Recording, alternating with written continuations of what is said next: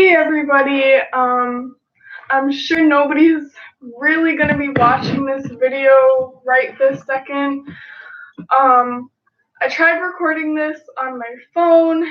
My phone has a lot of weird microphone issues, so I had to delete the video and I decided I would just do a live video and just try to keep this up on my channel as long as I can.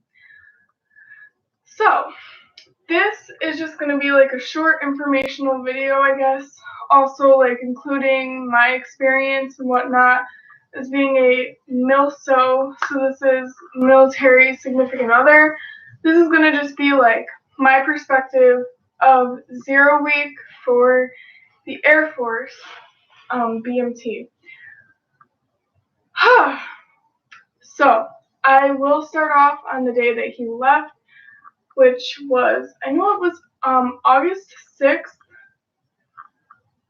but I forget if it was a Tuesday or Wednesday. That doesn't even honestly matter, but whichever day it was August 6th was the last time that I saw him in person, and it was emotionally draining.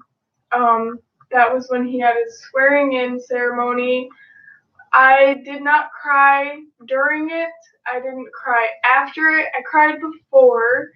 When I was still with him, I cried just a few minutes because, I realized that, you know what? If I'm going to cry, I'm going to cry when he's still here to be able to comfort me. So that way, like, if I think about it, at least he was there to comfort me when I was upset about that specifically. Instead of crying when he's not there and he can't comfort me and can't tell me like it's going to be okay and all that stuff.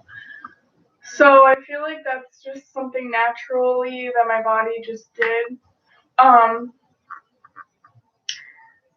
Anyways, even though I didn't cry, like I said, it was very emotionally draining. I felt like I had just left a funeral. That's how tired and exhausted my brain and my body was. Just because I have anxiety and the whole thing was just giving me anxiety. Up to that day, I wasn't really sleeping and I wasn't really eating because I was just so nervous about this day. This day, he's leaving. How is this going to go? How am I going to react? Am I going to be okay? Those were all the things that were going through my head. I wasn't sure what was going to happen. And so afterwards, it was like my body just had this release of all of the stress, and I was finally able to, I had my appetite back, I was exhausted, like I said, so I was finally able to sleep and all that. So, in a way that was good that I was able to do all those things afterwards.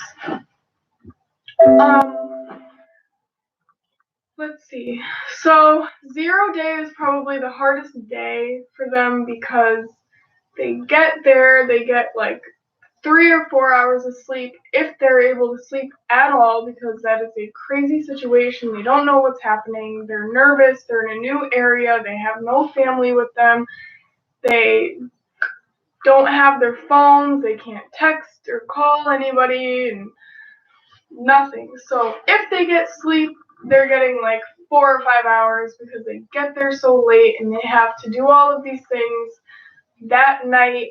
And then they get up at like 4:30 in the morning and they march. They get, their marching gear. They learn how to use that stuff and they march and they work out for 3 hours. That's pretty much 0 day, first day that they're there. 0 week, that's pretty much all they're doing. And like, as for me, like I said, I didn't really cry at all. I haven't cried all of 0 week, like at all.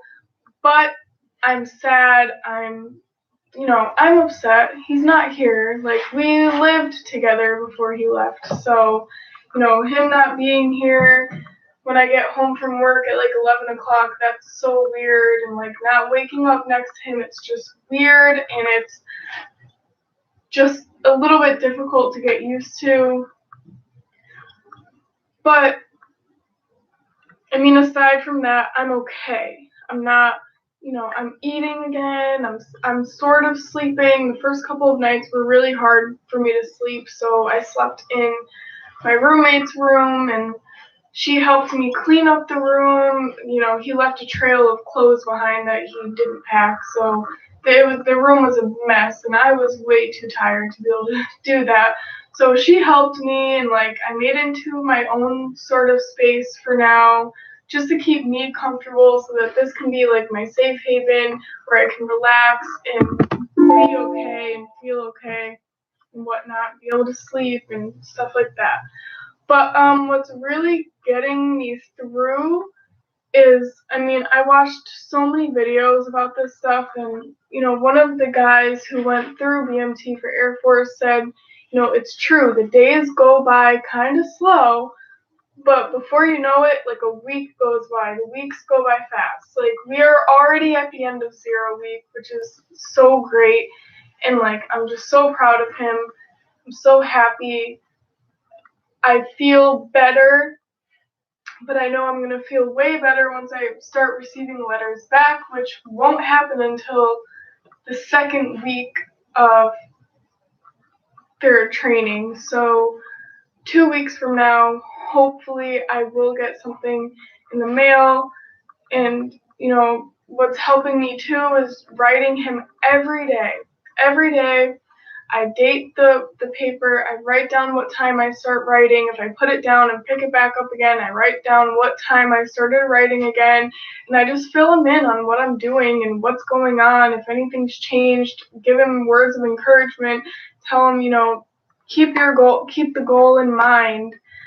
Don't forget that at the end of it, it's going to be so worth it, and we're going to be together, and I'm going to be able to hug you, and I love you, and I'm proud of you, I'm not leaving you. All of that stuff, it just really helps. So